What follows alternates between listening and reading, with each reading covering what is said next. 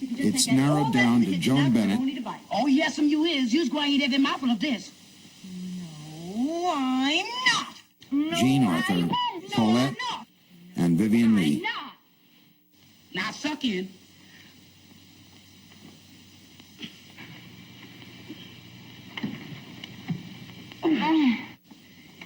Now suck in.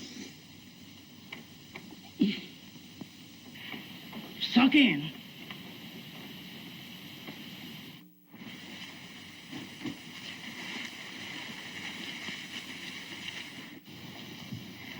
Keep your shawl on your shoulders. Oh, creepers. Keep your shawl on your shoulders. I ain't aiming for you to get all freckled after the buttermilk I done put on you all this winter, bleaching them freckles you got on the beach at Savannah. Oh, now, Miss Scarlett, come on and be good and eat just a little for Mammy. Come on, honey. I'm going to have a good time today and do my eating at a barbecue. I ain't aiming to have you to go for Mr. Wilkes and eat like a field hand and gobble like a hog. Mother's a lady and she always eats at parties. When you get mad, you can eat too. Fiddle-dee-dee. Mother's a lady and she always eats at parties. When you get mad, you can eat too. Ah, fiddle-dee-dee.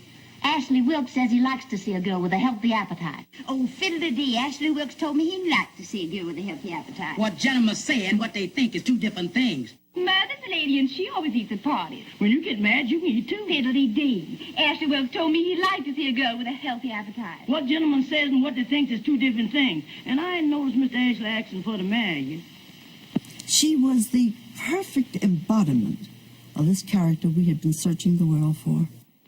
Anyone within viewing distance of this girl felt the fiery disposition in her.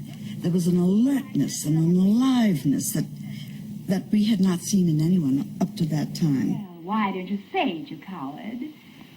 You're afraid to marry me.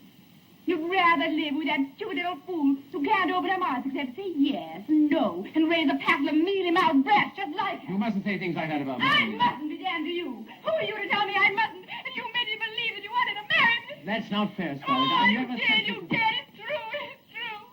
I hate you till I die. I can't think of anything bad enough to tell you off. Vivian was told that she had the part on Christmas Day. January 1939. Filming must begin before the end of the month, and Gone with the Wind begins to take on a physical existence. Decisions on the other roles now became imperative.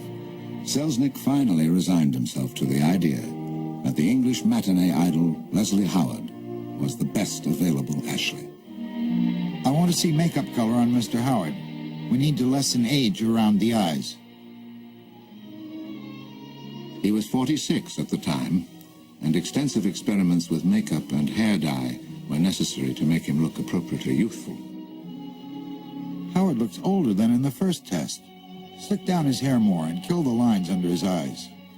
Ashley may look a little older in the last half of the picture, but in the first scenes he must look really young and romantic. Leslie's hairpiece is good, but make the sideburns heavier. Go stronger on the lower eyelashes. Leslie Howard was as reluctant to take over the role in Gone with the Wind as Clark Gable had been. He said, if you put me in some of those Southern colonial costumes, he says, I'm going to look like the gay doorman up at Beverly Wilshire. He said, don't do it to me. I don't want this film. The only way Mr. Selznick could get him to play the part was to promise him something that had been his lifelong ambition, namely to be a producer. We were getting ready for Intermezzo with Ingrid Bergman. And so he went to him and he said, I've got this wonderful new Swedish star here. And if you really want to be a producer, you may be the producer if you play the part in Gone with the Wind. He never read the book. He never read the words of any other character in the film. He knew exactly what he was supposed to say, and period. Oh, don't tease me now. Have I your heart, my darling? I love you, I love you. You mustn't say such things. You'll hate me for hearing them.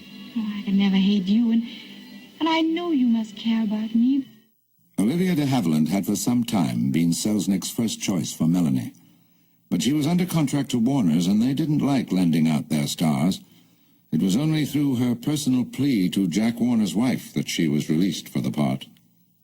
The three principals signed their contracts, and an announcement was made to the press on January the 13th, 1939. Hedda Hopper's Hollywood. Mr. Selznick was 2 years deciding on his Scarlet, and out of millions of American women couldn't find one to suit him, which would seem to cast a reflection on every girl born here. I'm sure millions of Americans will stay away from the picture in a gesture of protest. The millions failed to respond to Miss Hopper's outburst, and in the South, they said, better an English girl than a Yankee. Walter Plunkett had designed over 110 costumes for the four principal roles alone, plus scores more for the other parts. Now they were being fitted and tested in front of the Technicolor camera. Laura Hope Cruz was Aunt Pitty. There was a bunch of gorgeous Belle Watlings before Ona Munson was chosen. I'll bet the other ladies ain't grateful to me. And Anne Rutherford and Evelyn Keyes were Scarlett's younger sisters. I was so dazzled, and not since Birth of a Nation, I can't recall anything in my lifetime that swept throughout America and the world as this book did. No matter where you went, what city you were in, people were reading and weeping over this book. The echoes of Birth of a Nation with its notorious Ku Klux Klan scenes were hardly reassuring to the black audience, and the black actors accepted their roles in a climate of disapproval. There was a very, very difficult period with the black press. They had threatened a boycott of the film because they were afraid of Uncle Tomism and the depiction of the slave. Under pressure, the word nigger was eliminated from the script, and Selznick deleted all references to the Klan. According to his own lights and the standards of the time, he did attempt to honor the black point of view. Dear Jock, I have gone to extremes in the preparation and casting of the picture to avoid any derogatory representation of the Negroes as a race or as individuals, and to eliminate the major things in the story which were apparently found offensive by Negroes in the Margaret Mitchell book. I feel so keenly about what is happening to the Jews of the world that I cannot help but sympathize with the Negroes in their fears about material which they regard as insulting and damaging. John Butler! John Butler! John Butler, you come out here in the street to me. The Yankees is coming. They'll kill us all. They'll run bayonets in our stomachs. The truth to tell, Selznick took rather more time and trouble on molding the look and sound of Vivian Leigh into his vision of Scarlett. Miss Lee should report regularly at 9 or 9:30 each morning, work at least 2 hours on her accent, then report for fittings, then report for rehearsals with Mr. Cukor, and for any photographic tests that may be necessary. I should like the photographic tests to include various experiments with ways of making up her eyebrows to make them look more natural and more in period, different makeups, and experiments with her figure, including particularly her bosom. Selznick, fearful of the social conventions of the time, also decided that Vivian and Olivier could not live together during the filming.